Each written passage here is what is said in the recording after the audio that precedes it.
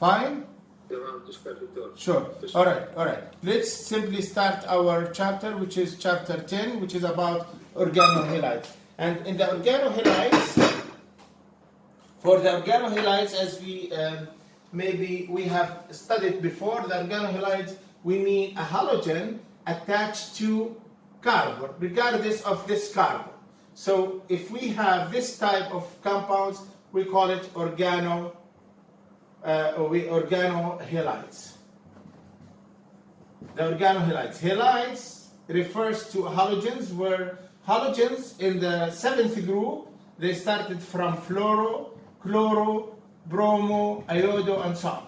So any one of these, we call it halide in general, and organo refers to a carbon.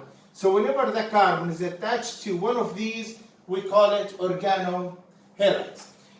The first thing, as usual, we start up with the IUPAC nomenclature. For the IUPAC nomenclature of organohalides, we're not going to focus much because we have already discussed this before. I'm just going to take one example of these, or any example, doesn't matter.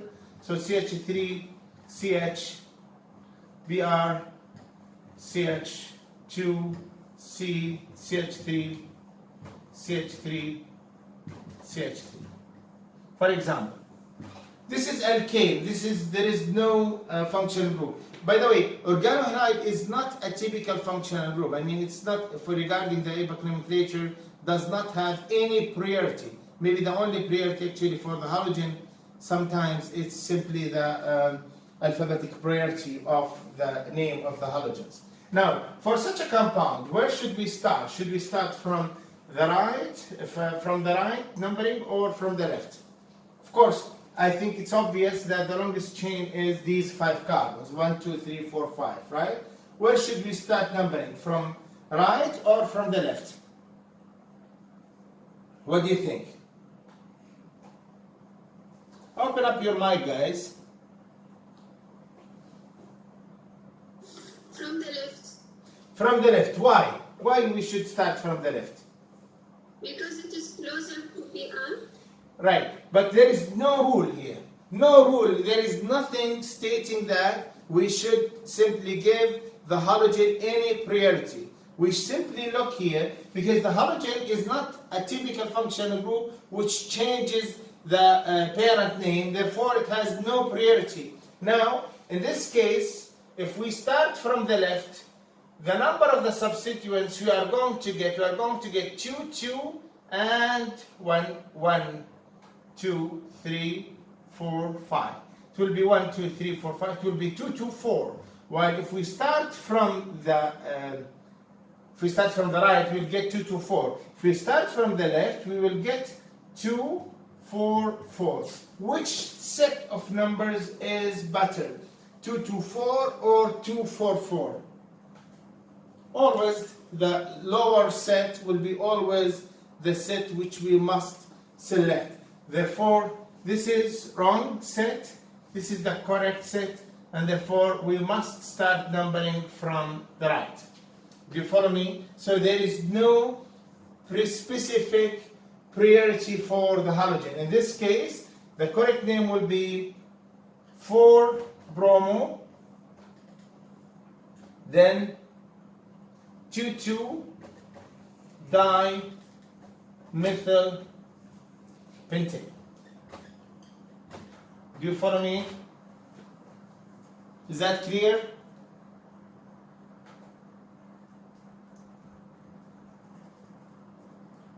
Is that clear, guys? Clear, doctor. All right. So, in just to make the story short, halogens have no priority. They just be considered as any other alkyl groups. And remember these, and that's it, regardless of the compounds which we are dealing with. For example, take another example. The same example. If we have, for example, instead of CH3, if we have it CH only. So let's just rewrite it again. CH3, C, CH, Br, then CH2, CH, CH3, then CH3. Do you follow me? So now it's just another code, just to show you that, to highlight and to emphasize that there is no priority for the halogens. If we start numbering from the right, what we are going to get, we are going to get the position of the substituents 2 and 4. If we start from the left, we are going to, again, to get 2 and 4. Do you follow me? This is actually the cases where we just look for, at this point, or at this situation, when we end up with the same numbering from both branches, we then refer to the alphabetic priority. You see, the set of numbers which we can get if we start numbering from the right will be 2 and 4. The set of numbers we will get if we start numbering from the left will be again 2 and 4. Therefore, here we should simply, in this case, the rule here will be giving a priority for the BR. Why? Because the BR started with B, it's alphabetic priority, bromo, rather than the M, which is the methyl for the methyl. So in this case, the correct name will be this one, and therefore will be 2-bromo 4-methyl pentene. Do you follow me? That's actually the let's say ultimate 2 examples of the numbers. Actually, you can go ahead and you can view the examples which you have it in the book. You will find it. It's the same rule here. Halogens are treated as usual treatment of alkyl groups. They have no specific priority. In this case, for example, the priority we started closer to the BR because of the alphabetic priority, because simply we have the same set of numbers for all substituents. In any other cases, then this is not valid. We should only look for the lower set of numbers. Got it? Is that clear, guys?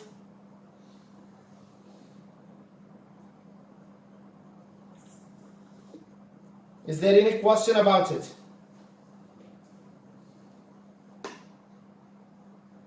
All right. Now let's go for the comparison of the bond energies in your slide there. Actually, there are slides for the bond energies. As you can see here, there is for the bond length and the bond energy. For example, if we compare CH3F bond to CH3Cl to CH3Br to CH3 ID. Of course, as expected, the bond length here will be going down, going from fluorine to chlorine to bromine to iodine. It will be simply the bond length will be bigger and bigger, or longer and longer. As you can see, this is 1.39 angstrom picometer, sorry, and 1.78, then 1.93, then 2.14. So this is, of course, this is an indication of, because we should expect that which bond, the bond actually which is formed between carbon and the fluor is stronger than carbon fluorine bond, stronger than carbon chloride bond, stronger than carbon bromide, and stronger than carbon iodide. And of course, why this is always true? Carbon fluorine is stronger than carbon chlorine, stronger than carbon bromine, stronger than carbon iodine. Anyone knows why this is true, or this trend is always true? When you compare the bond energy between an atom, I'm sorry? Electronegativity. Not really just the electronegativity only. Of course, the electronegativity, of course, can play a role in here. But you have to remember that actually what we call it the size of the orbital, size of overlapped orbitals, overlapped orbitals. Diamond, regardless of the bond we are talking about, the bond is any bond, any covalent bond. It's simply sharing of electrons or overlap of sharing of electrons, right? Sharing of electrons, it goes by overlapping of orbitals. For example, suppose this is an orbital for carbon and the orbital of fluorine is this way, suppose. Now, the overlap here between these two orbitals will be optimum overlap. Why? Compared to, if this is fluorine, compared to carbon and chlorine. Remember what's happening if we go in the same group from and down in the group. What's going to happen that the size of the orbital becoming bigger and bigger and bigger and bigger, and therefore always the best optimum overlap between orbitals when they have similar sizes. In other words, always remember my words carefully. We will get the best overlap or the best covalent bonding when we have two atoms sharing electrons while they are in the same group, because in the same group, in the same period, in the same period, because when they are in the same period, they have similar sizes. So therefore, for example, this is the size of the orbital of the carbon, this is the size of the orbital of the fluorine, therefore the sharing will be very nice. They will simply overlap these two orbitals nicely. Like, if we compare the fluorine with a chlorine, the chlorine will be very much bigger. Therefore, the overlap will be less and weaker. And that's always the case in here. So, the reason why carbon-fluorine bond is stronger than carbon-chlorine, is stronger than carbon-bromine, stronger than carbon-iodine, as we go down in the group, or generally because the size of overlapped orbitals is best, or let's say, let me just rewrite it. The overlapping or overlap of carbon-fluorine bond is the best because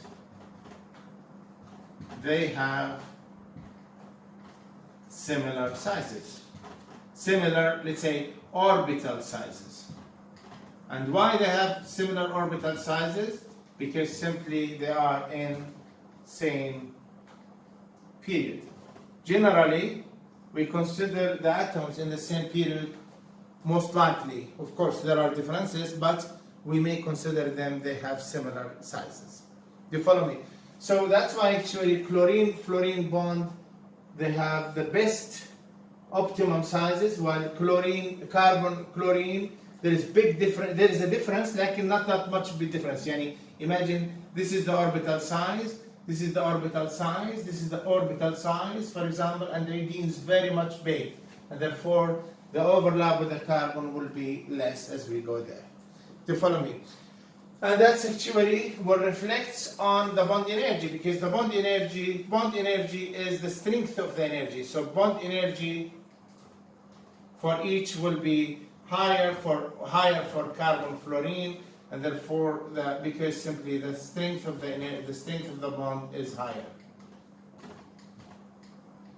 So always there is a proportional relationship between the bond energy, the strength of the bond, because both are the same. Strength of the bond is proportional to the bond energy. You follow me?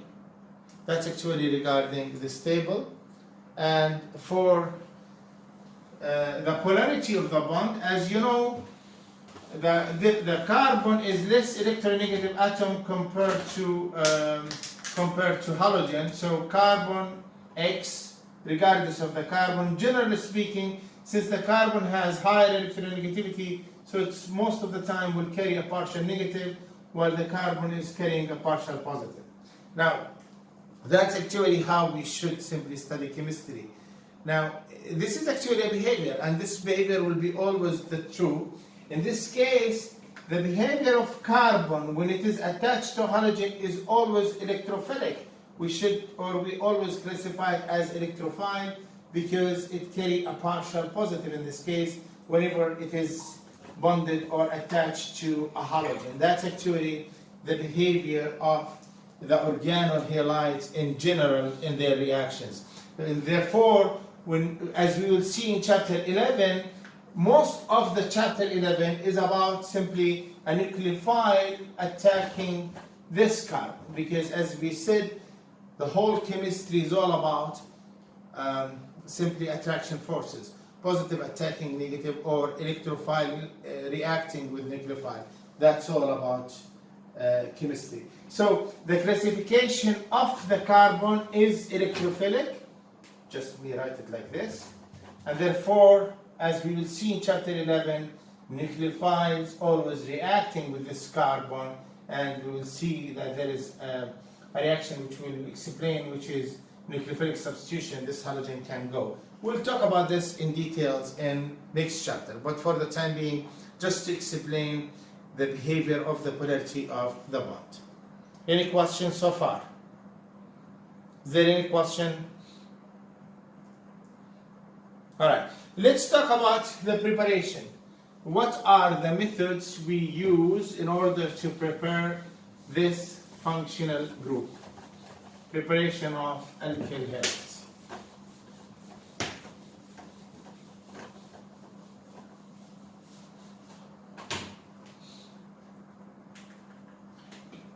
As we said in previous chapter, for example, preparation of alkyl halide.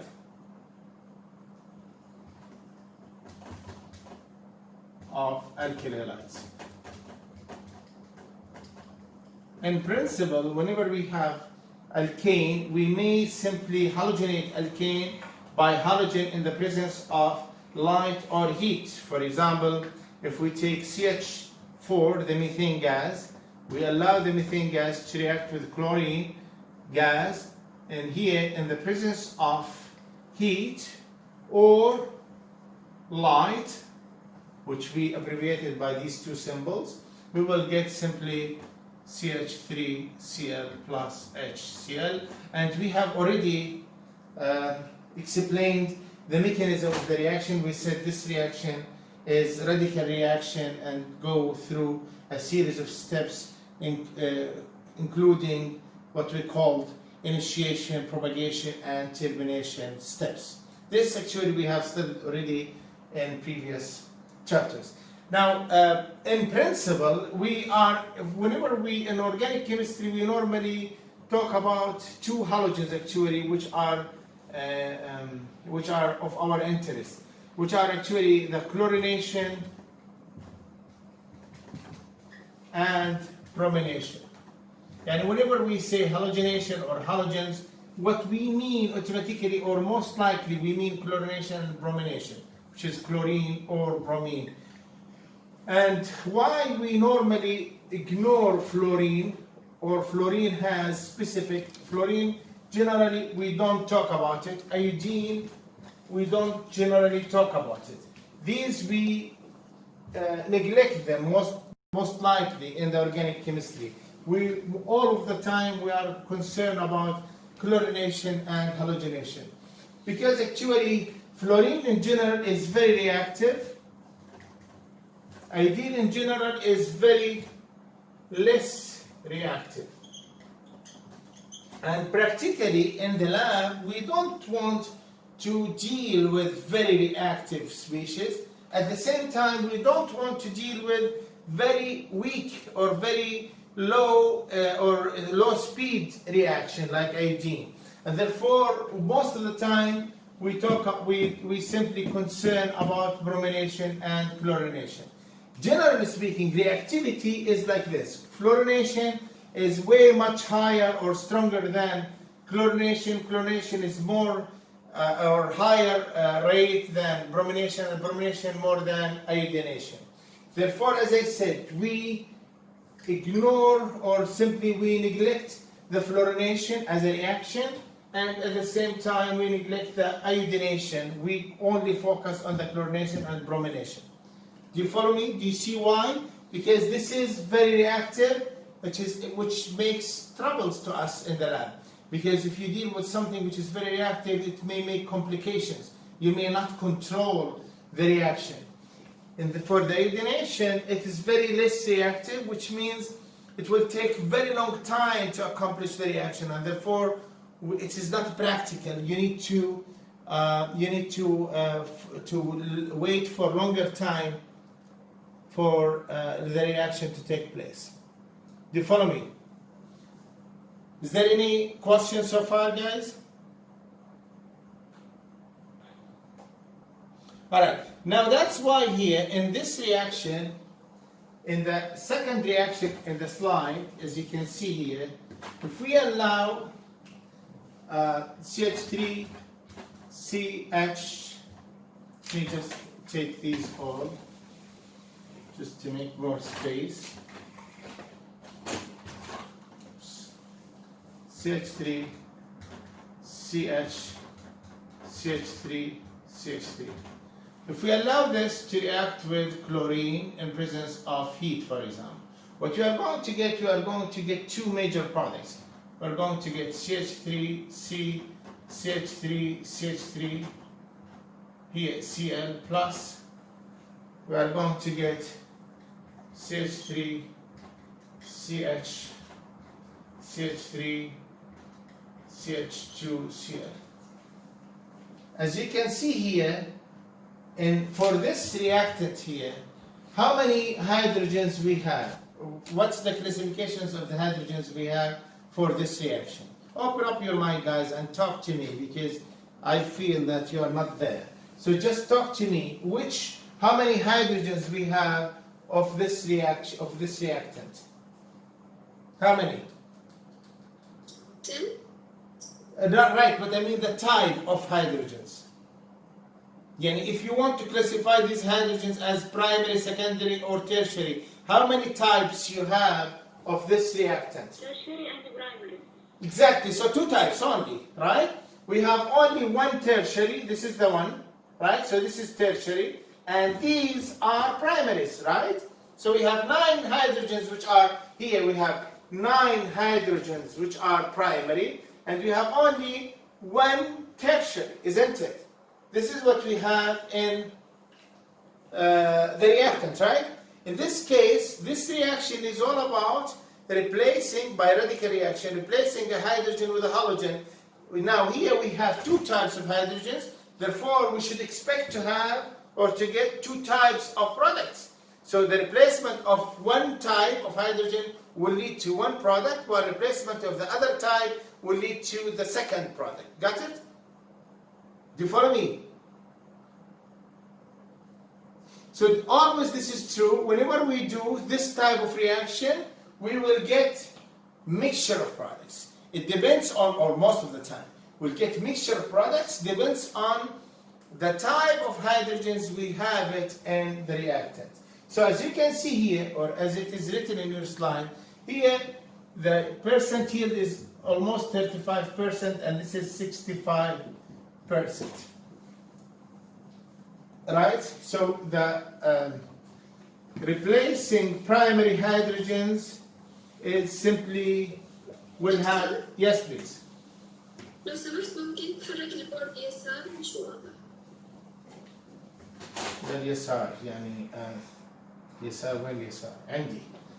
هيك واضح هيك؟ إيه شكرا. Sure. Do you follow me? So in this case here, now if I asked you why this product is higher than this product, or the probability of this product is higher than that, any reason why?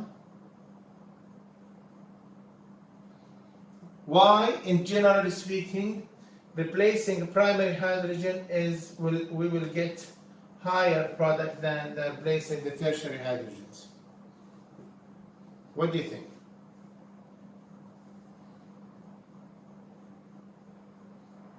Maybe the same rule of carbocation.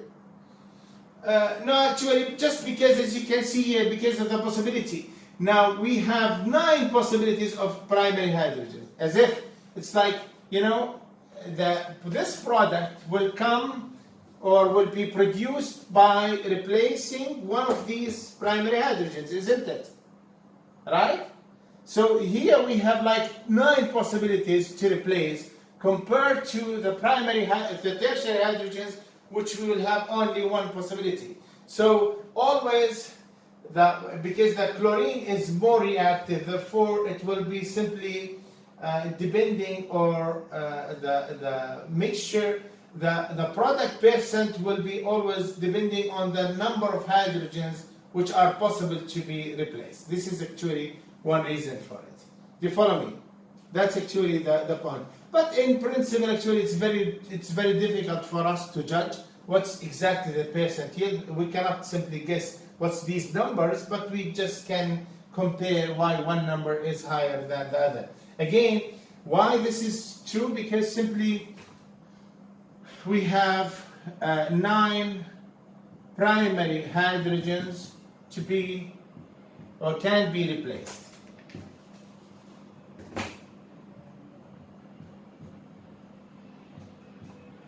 While in the tertiary we have only 1 tertiary hydrogen. Do you follow me? So in this case can be replaced. Therefore here for the 9 we got the percent yield 65%.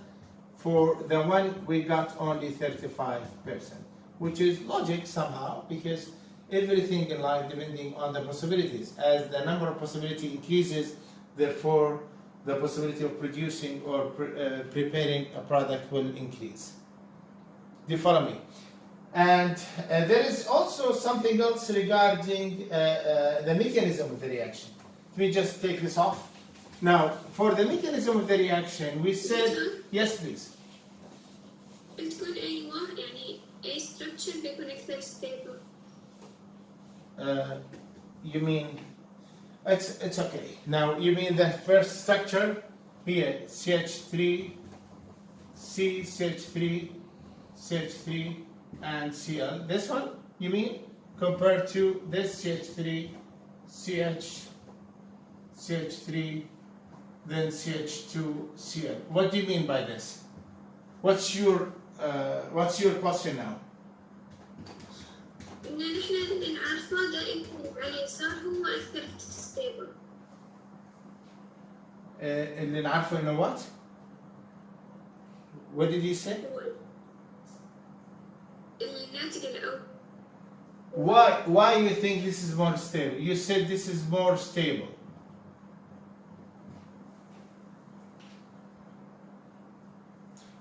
We'll talk about the stability of the intermediate actually, but not the product. Here, we cannot simply, to be honest actually, we cannot compare the stability of the products.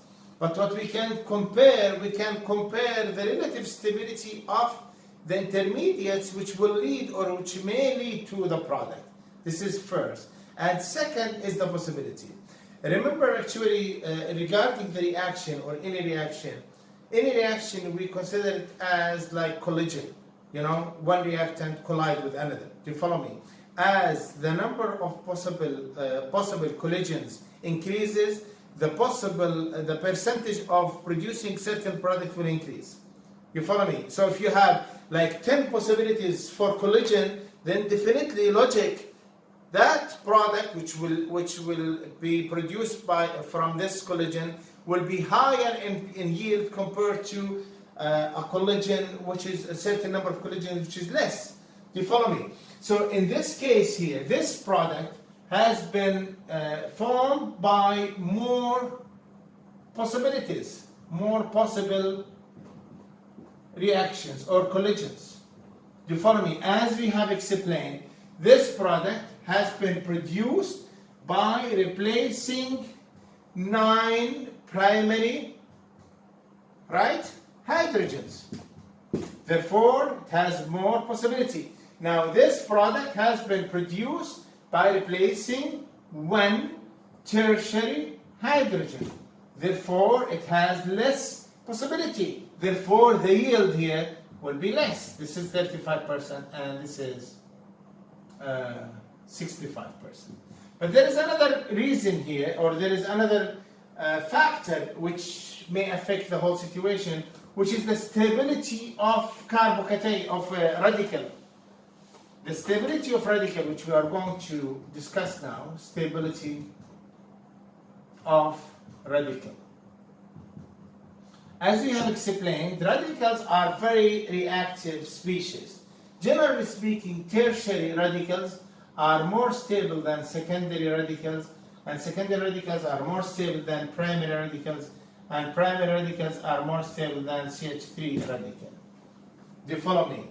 You see here, for example, the tertiary like CH3, CH3, CH3 radical is more stable, as an example, I mean, compared to CH3,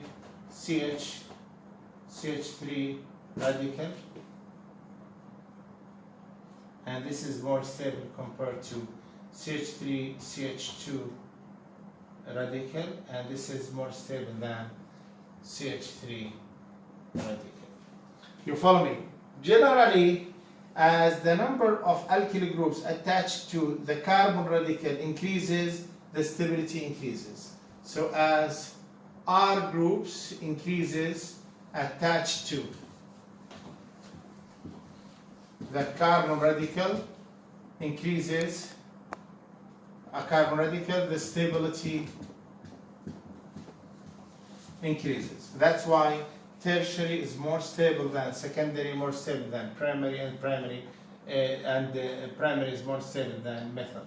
That's exactly, if you remember, in the previous chapters when we discussed the stability of the carbocation, it's exactly the same trend of stability, because tertiary carbocation was more stable than secondary carbocation, secondary carbocation more stable than primary carbocation, primary carbocation is more stable, or was more stable, as we explained, compared to the methyl carbocation. Do you follow me?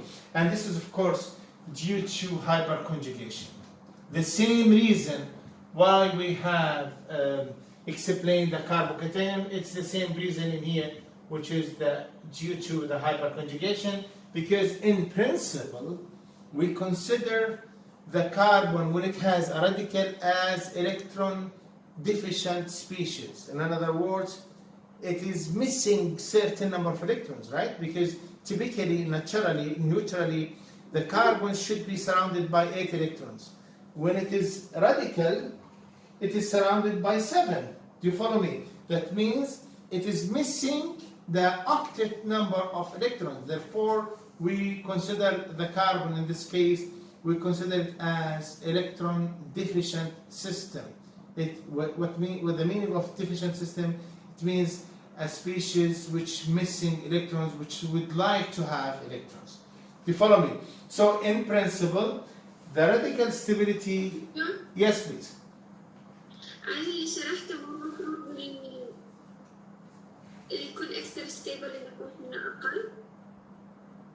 Why? Do you remember the stability of the carbocation? This is actually part of your exam. What was the trend for the stability of the carbocation?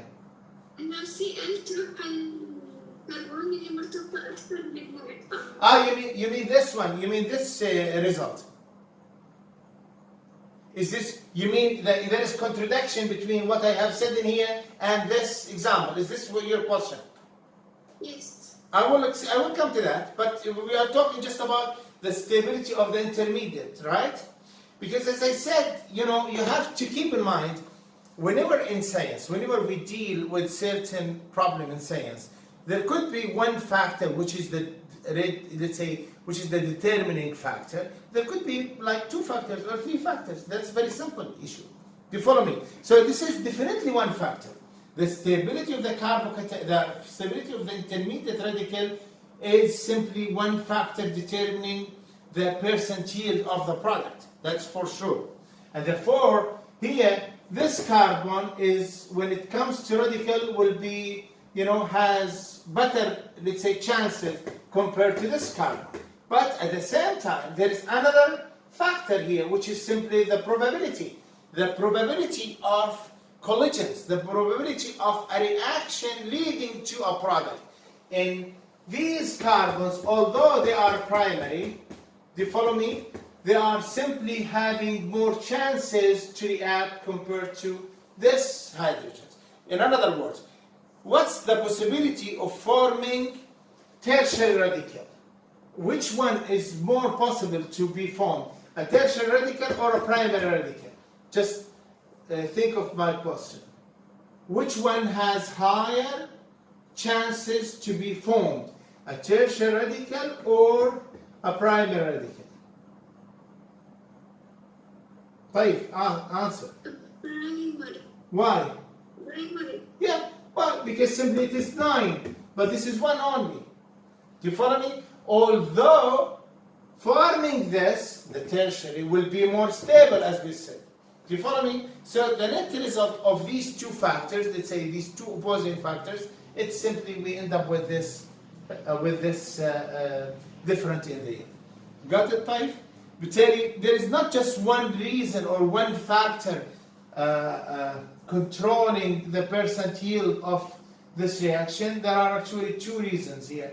One reason is the possibility of forming a radical, and the second reason is simply the stability of the radical in general. Got it? Is that clear? Yes, doctor. Sure. All right. Now this is here, but again, as I said, we don't want to complicate things. All what you need to know, simply that when we do chlorination, for example, let me just give you another example, just to let you understand what exactly we mean. Or maybe the same example, what you have it in here. For example, here, you see the question was what? Draw and name all monochloro products that can be obtained from radical chlorination of 2-methylpentane. Suppose we have CH3, CH3, CH2, CH2, CH3. So we want to do chlorination. Do you follow me? This is the slide number. Which number is that? I cannot see the number, unfortunately. Can you see the number, guys? Here, I think this number is 17. Please check the slide number 17, please. All right. This is here. Draw and name all monochloro products that can be obtained from radical chlorination of 2-methylpentane. So we need to chlorinate this. So the chlorination, generally, we use chlorine in the presence of heat or light. So for example, Cl2 in presence of light, for example. So what are the monochlorination? What's the meaning first of monochlorination? What's the meaning of mono? واحد. Yeah, replacing one hydrogen by one chlorine. So what are the possibilities? First of all, let's see how many different types of hydrogens we have in this reactant. Let us solve it together. How many?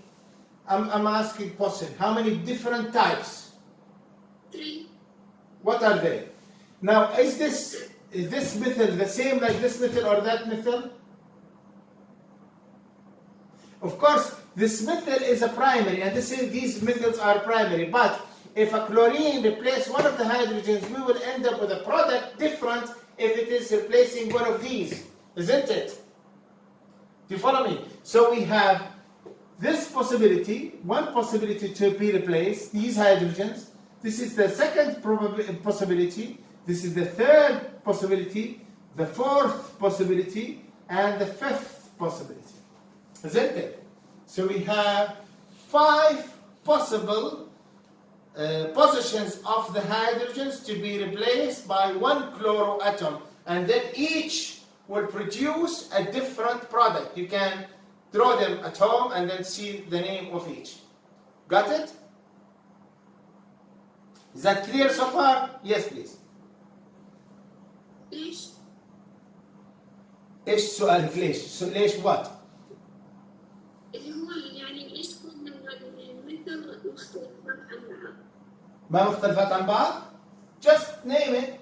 يعني مثل ما if you replace a chlorine here, And if you replace a chlorine here, what would be the name? Are they the same? Or you mean 1 and 5? البوزيشن مختلف بالنقط. Yeah, so it will be different product then. Are they the same product if they are different positions? Or they are different products? كيف هيك فهمت؟ نعم. فهمت. Right, but generally speaking, in order to know if these are the same product or they're not the same product, just name it. If the two products are the same name or if you got the same name for both, then definitely they are the same product. But whenever you got different names, then definitely they are different products. Got the point? Did you get the point, guys?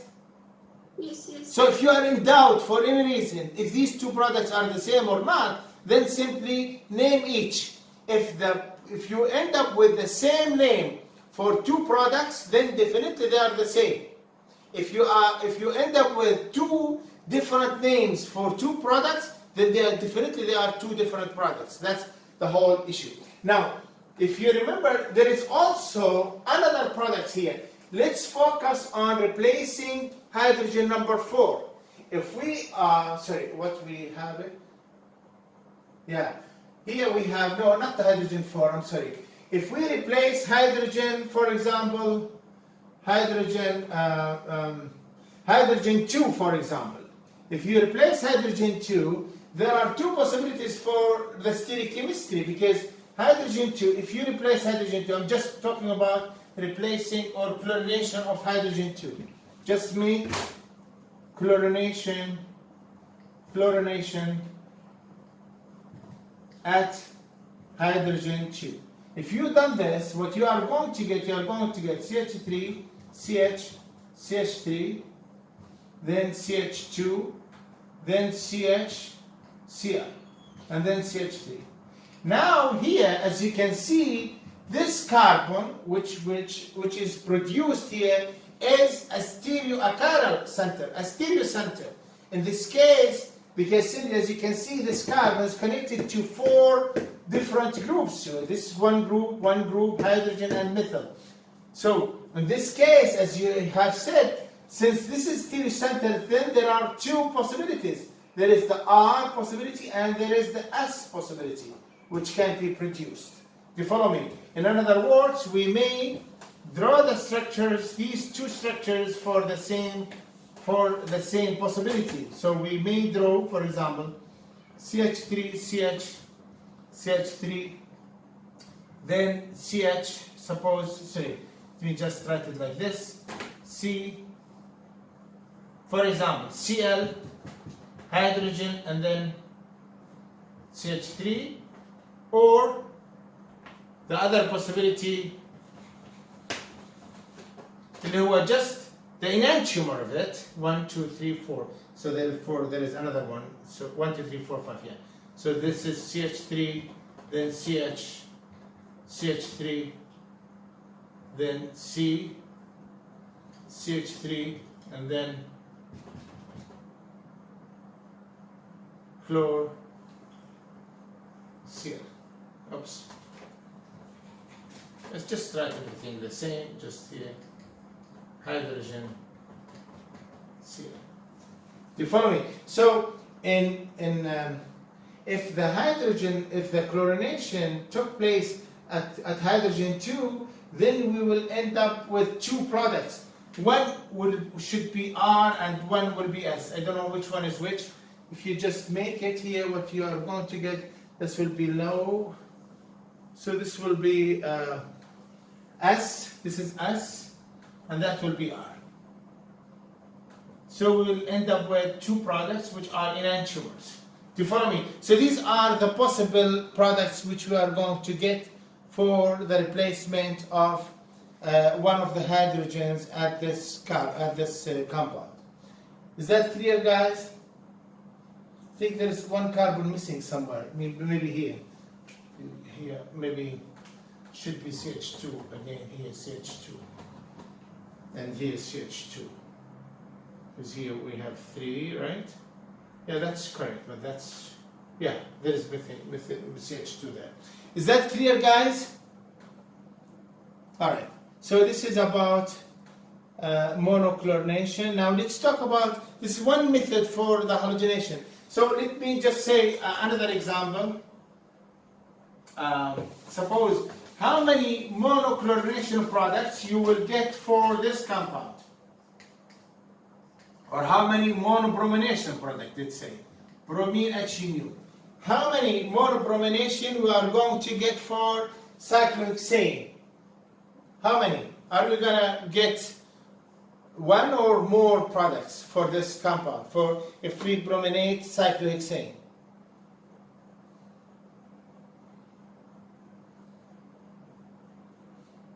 How many?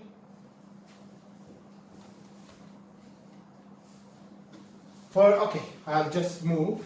Now for the bromination of the cyclohexane, we are going to get only one bromination product, which is simply bromocyclohexane, because all hydrogens are equivalent in this case. All are secondary hydrogens, and therefore we only have one possibility for the bromination of cyclohexane. You follow me? So it depends actually on the alkane which we are dealing with. Now let's talk about more specific reaction or more specific preparation, which is the synthesis or preparation of allylic bromides. Allylic or allyl bromide preparation.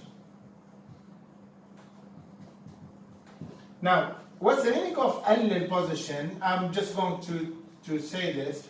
Now, in principle, if we have cyclohexene and we allow it to react with a reagent called NBS, and the NBS is, we have explained this before, it is N-bromosuccinimide.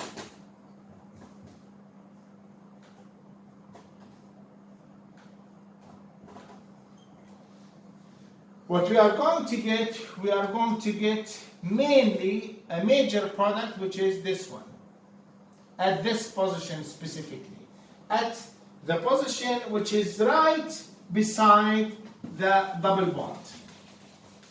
This position, we call it allyl position. Let me see from the beginning. Now, here I just want to show you the hydrogens which are attached at each position. So we have a hydrogen here, and we have a hydrogen here, and we have a hydrogen here. Do you follow me? Here, which actually you can see.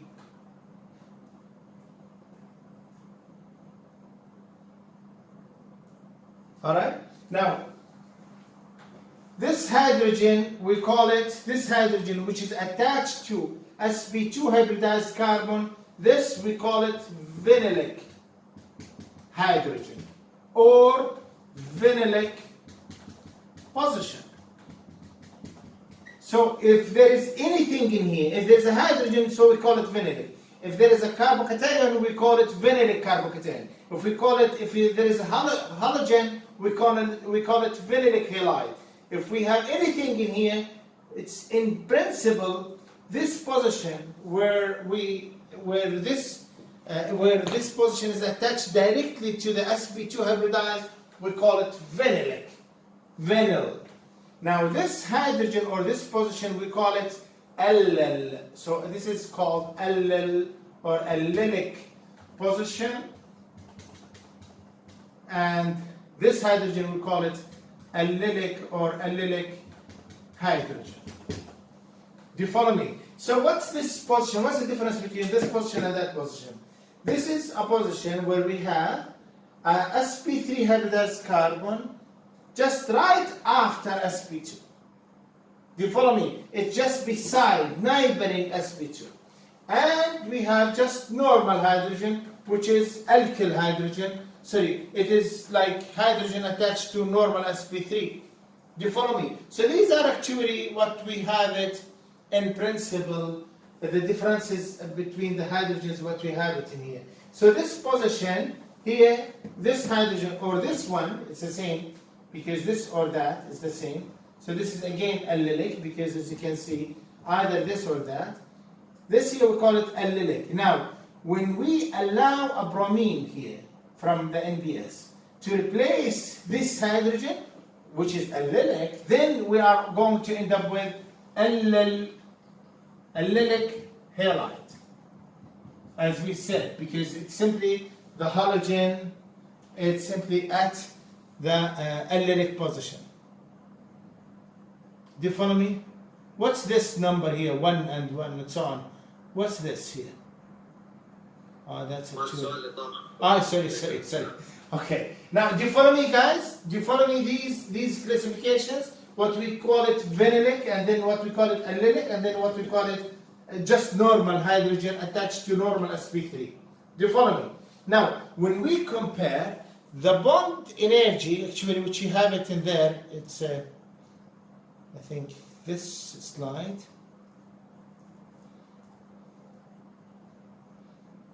When you compare the bond energy, I think, yeah, here the vinylic here, let me just talk about vinyl, C hydrogen, and then allyl, C hydrogen, and then normal. Let me just rewrite it this way. The vinyl, it's as we said, C double bond C hydrogen, and allyl C double bond C, then C hydrogen, and then just let's say sp3, any carbon hydrogen, sp3 carbon hydrogen. The bond energy, as you can see it in your slide, the first one is 465 kilojoule.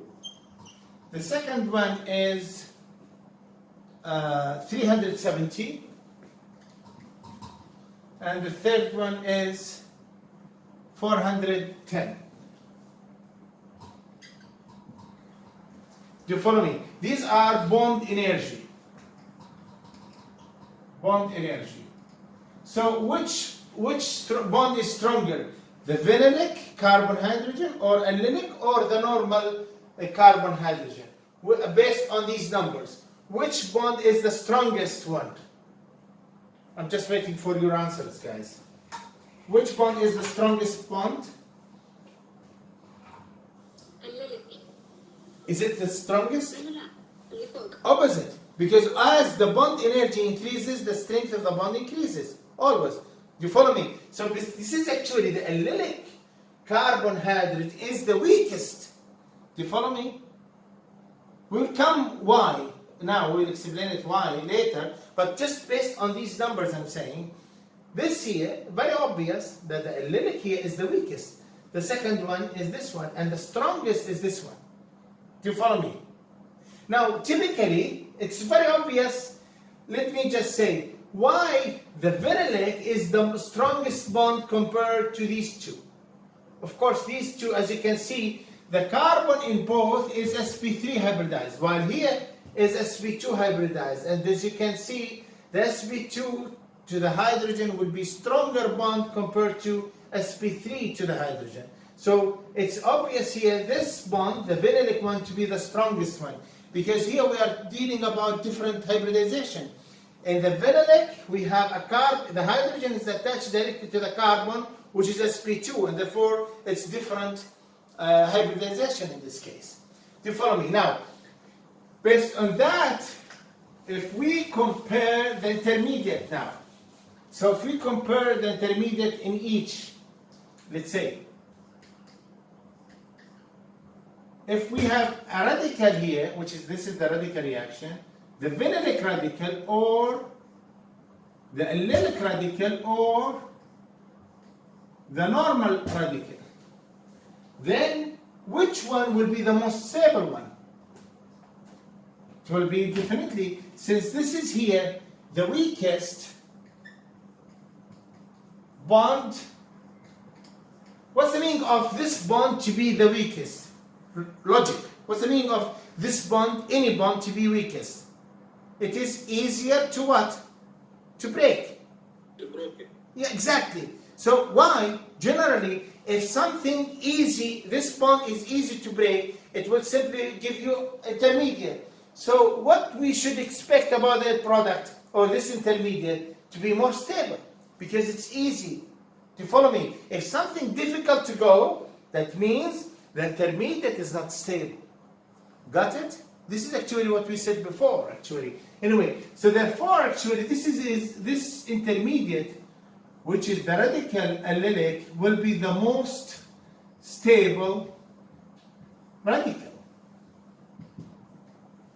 While vinylic radical is the least stable radical. That's actually what we can conclude only from the numbers. And that's actually in between, which is simply sp3 radical in this case. You follow me? So, of course, we will come to this. We will explain, we will come to the whole picture when we compare all types of radicals. But let me explain why the allylic radical, this radical here is the allylic radical. Allyl or allylic radical. Why allyl radical is the most stable radical? Because simply, as you can see here, for example, if you have any radical, any allyl radical, suppose we have CH2 double bond CH and then CH2 radical. Suppose we have this radical. Now, as you can see, we may draw a resonance structure of this species by simply using this electron to be used to make a bond or a double bond with this carbon, and one electron from here, and then the remaining electron will go there. So we may draw a resonance structure of this intermediate, which will have CH2 radical, then CH double bond CH2. As you can see, this is the reason which explains the allylic radical stability of this species. Got it, guys? Do you follow me? That's actually the reason why the allylic radical is the most stable, because allyl radical is stabilized. It is because it is stabilized via or by resonance structures.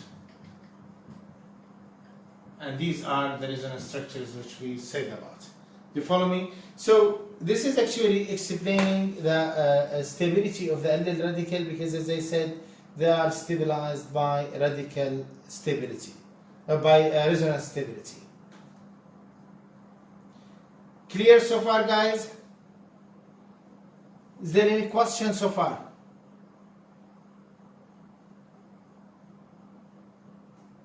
Is there any question? No, doctor. All right.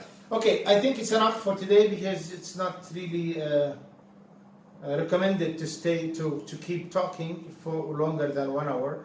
So today, inshallah, at 2 o'clock, we'll continue this chapter, because the remaining of this chapter is just limited sections, and this week there will be no lab, so just a relief for this week. So there will be no lab, and today at 2 o'clock, as I said, at 2:15, the lab time, we will continue and we will finish, inshallah, the remaining of this chapter. Clear? Any question?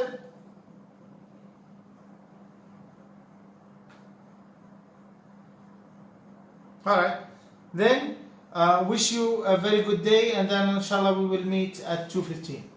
Assalamu alaikum. دكتور، Yes, please. بس في البداية أنت مثلا في البداية ذكرت إنه على أساس يكون ما في ظلم وكلنا تحت نفس الظروف. Okay. الحين إحنا كلنا عارفين الظروف وكلنا عارف كل شخص إمكانياته، فإذا حاب إنه تكون معك داخليا ممكن تعمل استفتاء واستبيان إذا يفضلوا إنه هاي تاخذ القرار.